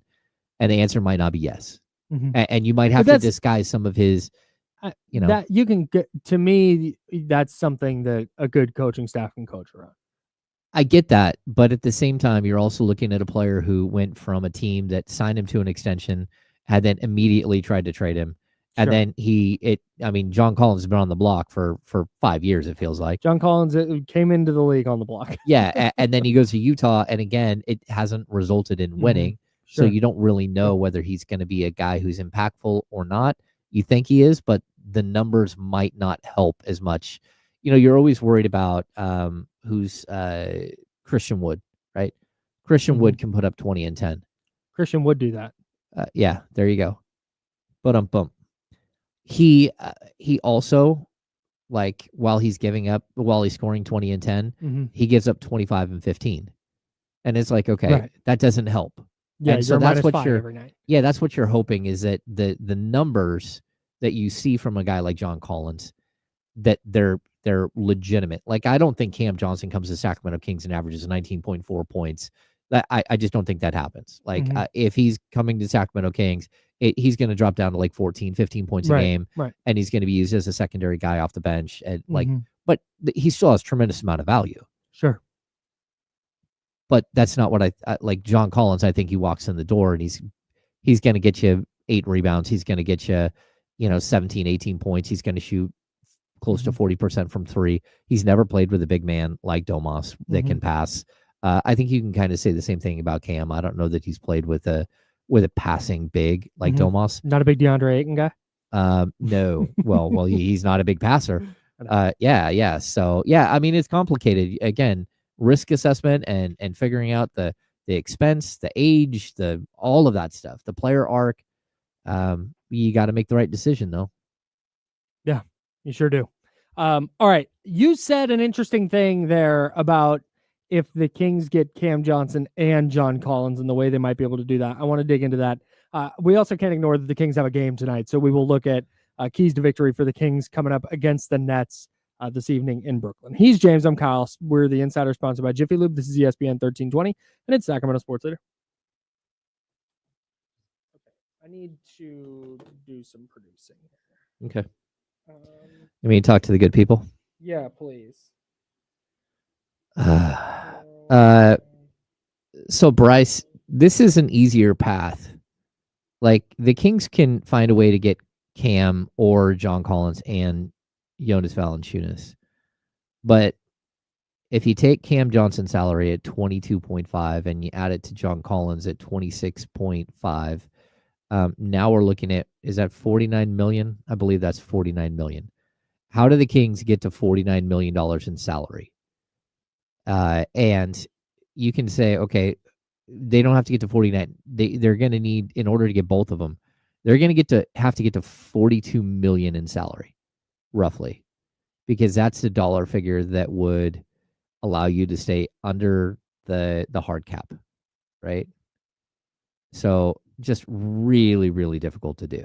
I don't know that I can come up with enough players unless you start talking about a player like DeMar DeRozan. And that's just tough. I don't know that the Kings would consider trading DeMar at this point. That's the thing I want to talk about. Okay. God damn it, dude. Oh.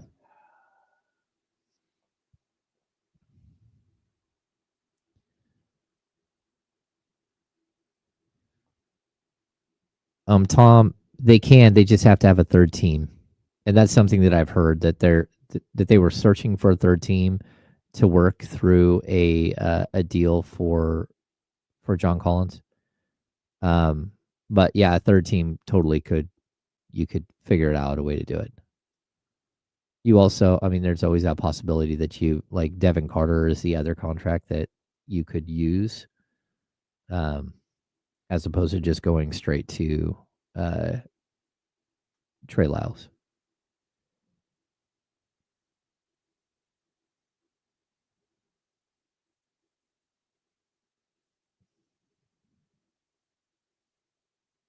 Yeah, let me see.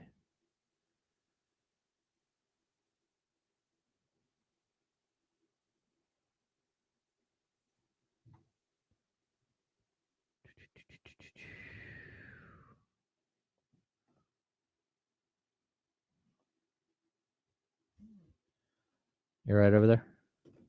Yeah. All right. I did this thing. I always cut off this thing we have to cut out. Mm-hmm. I always cut off this thing we have to cut out like half a second early every time. Oh yeah. And so it's annoying. Frustration. Nothing.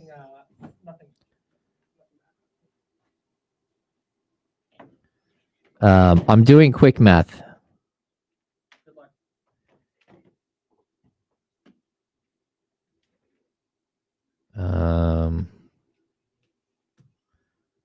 Okay, yeah. So just with Herter, Lyles, and Devin Carter, you can get to 29.5 million. But then there's really no way to take that next leap in salary. So to get to 42, it would be Alex, Doug McDermott, Jordan McLaughlin, Colby Jones, and that gets you at another 8 million. So you're at like 37.5 million. Then you'd have to backfill with like minimum scale contracts. The only other way to do it is to either add in Keegan Murray to that deal or go with a DeMar DeRozan trade. And I don't think that they're going to do that. So, Rustdog, is it possible the Kings could use Trey Lyles and Kevin Huerter in two separate deals? Absolutely. Yep.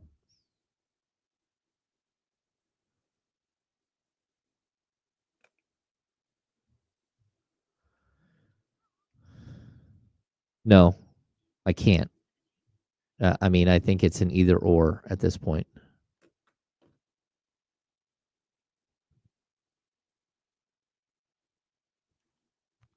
But those are also the two names.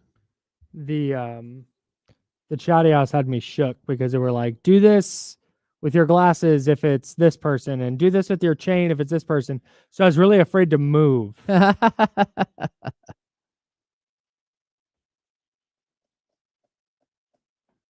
Oh, hey, here we go.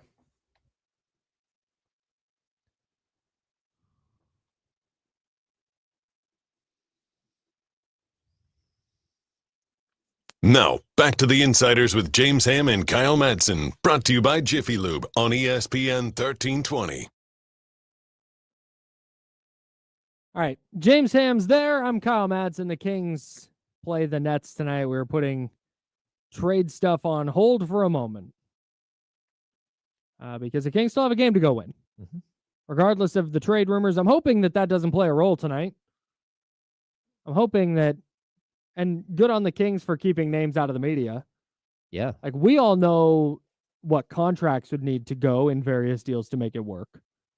But we've not seen any reporting yet that is like the Kings are shopping this player. I mean, we've seen for the last 6 months the package of players that they have shopped. Sure. Like whether it's, Trey Lyles and Kevin Huerter or one of the other smaller contracts they have, or, if they have to include a player like Devin Carter, like there's all of these different, iterations of a trade that you might be able to piece together. But at this point, you're hoping that it doesn't derail you on a 6-game road trip where you walk into a game with missing 3-4 players. Sure. That wouldn't be a great thing for the Kings. No, it sure wouldn't. But it also feels like being in Brooklyn is may perhaps be the catalyst to one of these deals getting done. I just think it's the moment where you're either going to do one deal or another. Yeah, right. Yeah, you're gonna get in a room with the Nets, and if that doesn't work out, you know exactly what you're pivoting to. Yes, exactly. And that's where I would put it. Like if they can get Cam Johnson, they would probably hit the button today. Yeah. If they can't get Cam Johnson, they'll probably know that today, and they'll move to a player like John Collins. It's exciting to know that they have multiple buttons to push. Yeah, yeah.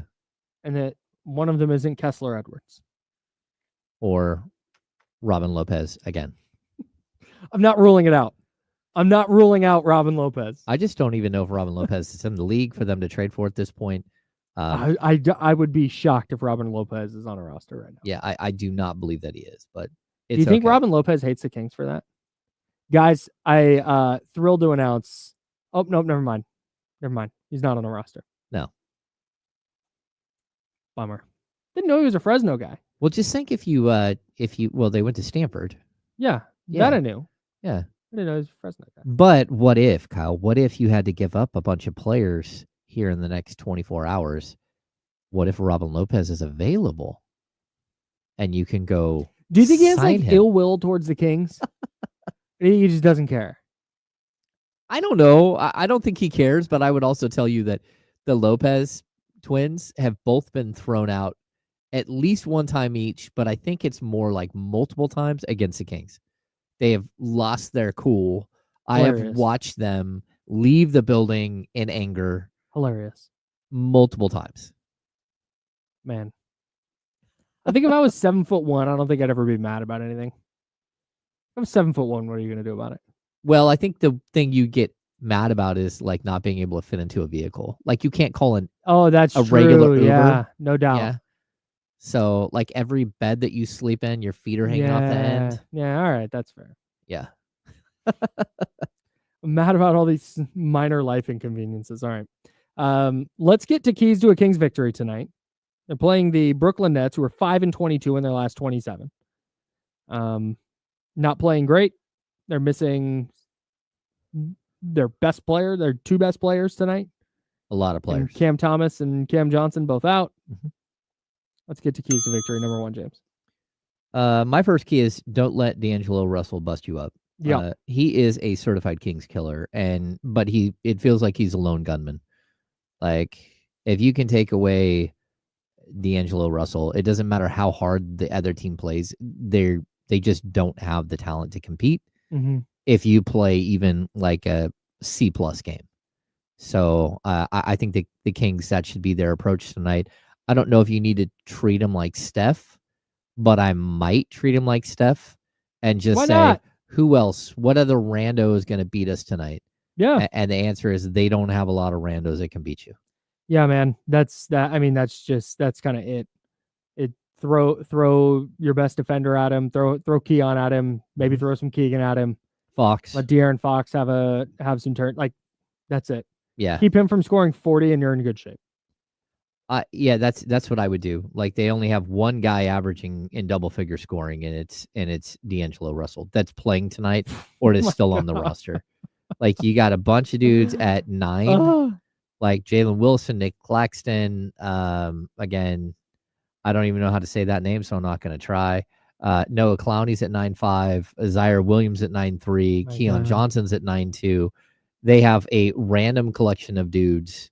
You want to try to Tosan? No, I'm not even going to try to say that last name. I don't even know. He's one of those guys that when he gets in again tonight, you're going to be like, who? Iwomu. Tosan Iwomo? Yes. Yeah, no, for sure. So the V is silent. Okay. Yeah, so everybody log that tonight so you can impress your friends you're watching the game with. Be like, oh yeah, Tosan. Yeah, that's my guy. He has a silent V and B in the first part of his name. Don't we all? I guess. You didn't know my name was spelled BVKYLE? Yeah, man. It's easy work. Number one for me, don't let them get hot from three. They're going to get their threes up. Mm-hmm. They're doing basically, Jordi Fernandez is doing what Steve Kerr is doing with the Warriors and going, hey, we're not good enough to like run a regular offense and score twos. Everything has to be threes. We have to get hot from three, and that's our only way to win. Yeah. So that's what they do. They have the average 8th most 3-point attempts per game in the NBA at 39.1%. They don't shoot it particularly great at 35.6%. That's very middle of the road. You just can't let them get hot from there. If they go 9 of 12 to start the game, run them off the line. Do everything you can to make sure they are not shooting more threes. There it is. Number two for me. Until the trade happens, this is the group that you're going to play with. Mm-hmm. Stop worrying about who's not there. Stop worrying about whether Kevin Huerter is hitting his shots or not. Just go out there and play. This isn't a very good team. Go out there and dominate them. And that's it. Like, don't get distracted. There's only one thing that matters tonight, and it's not whether you make a trade or not. The only thing that matters is that you pick up a win and don't lose 3 straight, that you move back to 2 games over 500, that you get to your first win on this road trip, and you put yourself in a position to get another win later in the week when you play a Joel Embiid-less 76ers team. And just continuing to take care of business against bad teams. Mm-hmm. They've done a really, really good job of that against Doug Christie, or with Doug Christie. Yeah. All of their losses are against teams that are likely going to be in the playoffs, and they've all been on the road. Yeah, good teams. Right. You lost to good teams. Right. So go continue beating the heck out of bad teams. Number 2 for me, win the bench minutes, man, because if you don't, you got a major problem. If you're not winning the bench minutes against Tyrese Martin, our guy Tosan, Zaire Williams, and Day'Ron Sharpe, who scored against Miami 15 combined points, if you're not outscoring their bench tonight, we need to rethink what we believe about the Sacramento Kings. I would agree. The Kings bench has been so hit and miss. I don't know. Like, it's tough. If you're not able to score points against this group and keep them from scoring points. Yeah. If you can't get a 5 of 6 from 3 from Doug McDermott, I mean, like, what are we doing? I'm with you. All right. Number 3. I think both of us have the same type of idea thing here for our third. You need to turn the screws early on this team and end it early. Your starters need rest, and you do not need anyone playing 38 minutes tonight. So do your work, focus, make this thing lopsided at halftime, come out in the first 6 minutes of the third and finish it, and let everybody else go in and play the rest of the game. Like, Alex Len needs to play 15 minutes tonight. Yeah. And so does, Doug McDermott and Jordan McLaughlin and anyone else that you have hiding on your bench. They all need to play. And this is a one game where the Kings don't have all their G League guys. I kind of wish they had some of their 2-way guys, whether Mason Jones or Isaac Jones or Isaiah Crawford. You need to figure out a way to get up on this team big and coast home. Yeah, I'm right with you. No breaks. Yeah. Get ahead early, stay ahead through 3 quarters or 2.5 quarters or however long, and empty the bench. That has to be what this game is, man. This can't be like the Chicago game where you get in this track meet and you're running up and down and all of a sudden it's a 1-point game with 30 seconds to go. These dudes need an easy one. Yeah. They haven't had an easy one in a while. Jordy's teams, they fight. That's what they're going to fight. Right. But you're so significantly better than they are. Yeah, they're going to play hard. You're going to have to play hard for the 28 minutes you're in the game, but make it 28 minutes. Don't make it 41. That's it. That's what I would like to see from the Kings tonight. And if they do all those things, if they show up and they play an effective basketball game, they should win. Game over. If they are just a C+ version of the Kings, they should roll. I agree 100%. Don't think it's asking too much. If they're an A version, this game's over at halftime. Yep. 1,000%. All right. He's James. I'm Kyle. We're sponsored by Jiffy Lube, and we'll break all of this down. We'll have everything for you, and any trades, of course, that happen, we'll have all that for you on The Insiders, 10 a.m., right here on ESPN 1320, and that is Sacramento's sports leader. All right.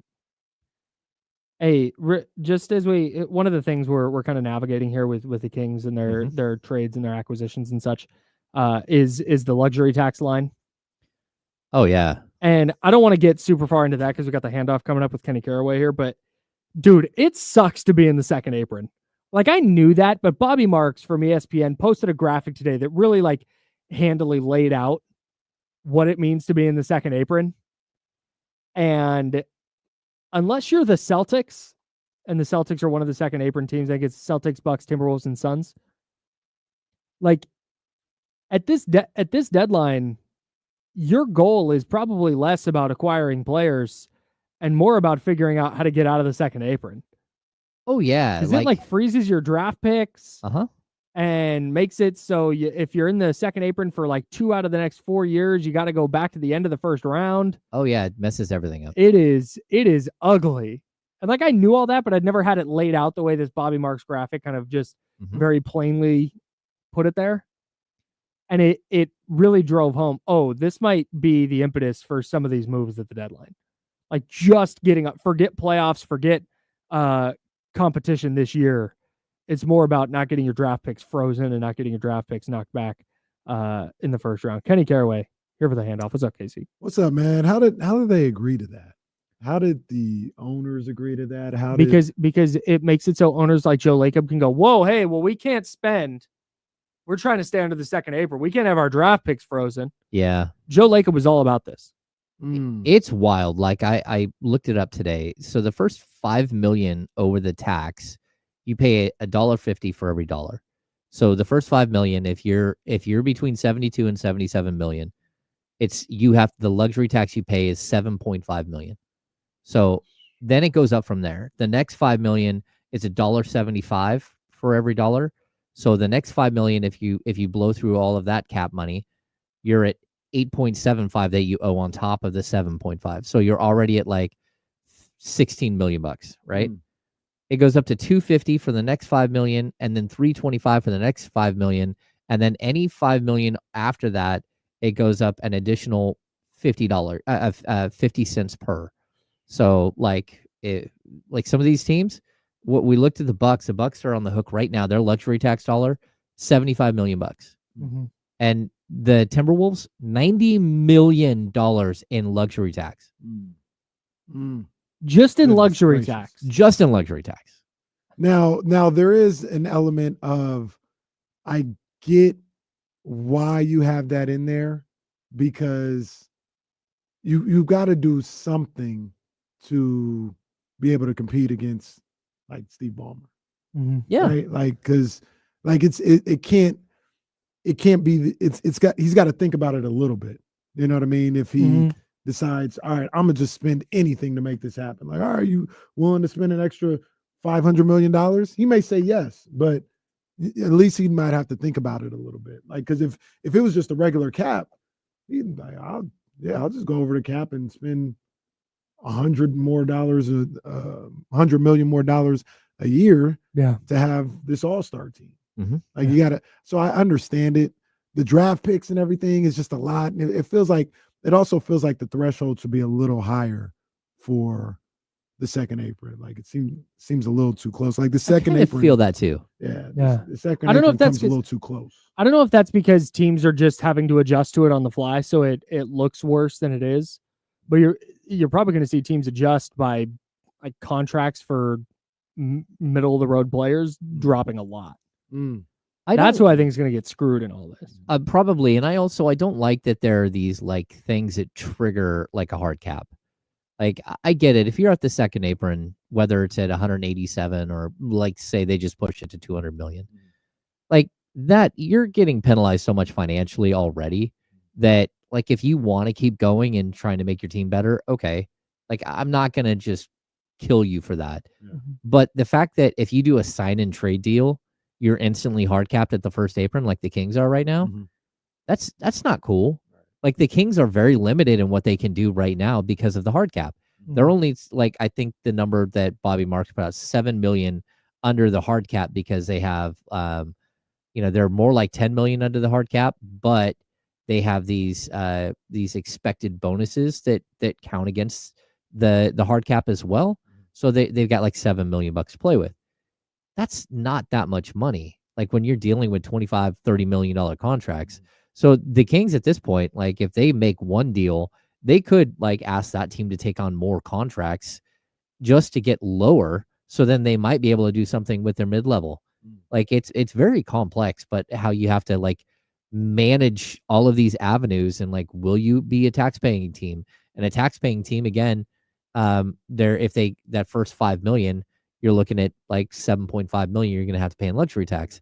If you're a non-paying tax team, you get $13 million back, right? So now you're looking at a $20 million difference between like going over $172 million or not going over $172 million.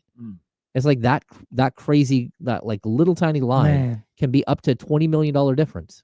I thought basketball, the NBA used to have the perfect blend of having a salary cap and not being as strict about it as the NFL. All right. Like, because I think baseball, Polo G in here says get rid of the salary cap, go full MLB and soccer without a cap. I don't. You don't want that. No, you don't want that at all. That's awful. Yeah, that's awful. The Major League Baseball, they won't, but they need a salary cap.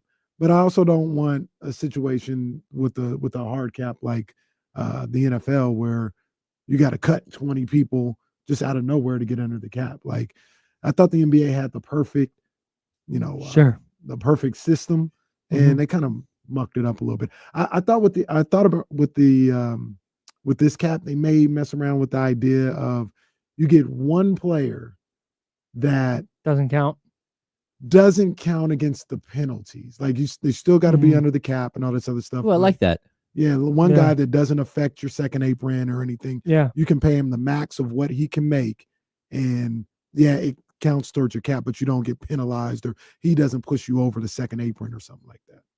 So it wouldn't count against your cap. I guess you could say that. Sure. Yeah. Let's just simplify it because it could get crazy in the other. Kyle Madsen simplifying my idea. We've been talking a lot about Cam Johnson, John Collins today because it sounds like we've gone from whispers to murmurs. Now we're at full blown buzz. Hoping to get smoke and or fire at some point today. If they don't trade for Cam Johnson today, are you disappointed? No, because you still got the rest of the time before the trade deadline. So yeah, I want it done today. Love for it to happen at like 1 or something like that. That'd be great. We're assuming though that if the Cam Johnson deal doesn't happen today, it's not happening. So if they miss out on Cam Johnson, I'm not disappointed because you can still get John Collins. Okay. And I like Kuzma and potentially Kuzma and Valanciunas. So, that's still there as well. Okay.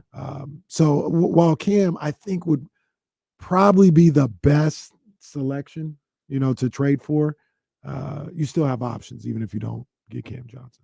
Okay. I don't hate the Cam Johnson deal. Like I personally would prefer John Collins over Cam, although I do know that, like there are things that you have to, like defensive acumen and stuff needs to be like calculated into that. And I think, Cam is a very good player. But I also think that the Kings need to figure out a way to get one of them as quickly as possible. We just keep running into these games where you're like, oh man, you just can't compete. You go out there against, OG Anunoby and Mikal Bridges and like all these long athletic players. And like, all right, that makes it really tough. Yeah, they got to get one. Yes, I need one. I mean, you got an opportunity. If we are here at your show starts on February 6th because it's noon Pacific. February 6th is the deadline. When your show starts, if they have not dealt for John Collins or Cam Johnson, or I guess Kyle Kuzma and Jonas Valanciunas, I'm not as big on those guys, but if that's, it's gonna get ugly. It might get a little ugly. Disappointing. You think Kings fans? You think the Chatty House is gonna be fired up? They don't make a move. Oh, sure they were, but they were fired up 3 weeks ago. And then they started winning, and nothing mattered anymore. So that's it's not good for talk radio, but that's always the bottom line. If you win, like when was the last time we talked about not having a press conference? Hadn't been in the last week and a half because they've been winning. Well, because that was 3 weeks ago now. Yeah. It's Well, also they that didn't- doesn't if they change had the fact lost that it's 7 in a row- ass that they If, that they no, didn't do for that. real. Yeah. I agree. But Yeah. if they had lost 7 in a row, we'd be talking about it every day. Oh yeah. But they won. Yeah. So we ain't talking about it. I guess Win the until, games. until Now, the to your offseason. guys' point. Until the offseason, they get bounced in the first round because they didn't have enough size and athleticism on the wings. We're like, hey, John Collins would have helped. Yeah. Said that a If few they're in the times now. first round, I think people are happy. Not satisfied. Did you get a playoff series? We got to go. All right. D'Lo and KC next. What do you guys more of this? More of this championship Sunday Nah. and everything Nah. that happened with that. So Yeah. the damn Super Bowl set. D'Lo and Casey next. Look, don't leave ESPN 1320. There's so many ways to listen to this. If you're in your car listening on 1320 AM, jump on the free Odyssey app or on YouTube or Twitch. We are live there. Any Kings news that happens, D'Lo and Casey are going to have it for you right here on ESPN 1320. Do not go anywhere. He's James. I'm Kyle. We're the Insiders. We're sponsored by Jiffy Lube. We're back with you tomorrow at 10 right here on ESPN 1320, Sacramento Sports Leader. Until tomorrow at 10, drink water and be nice people. See you.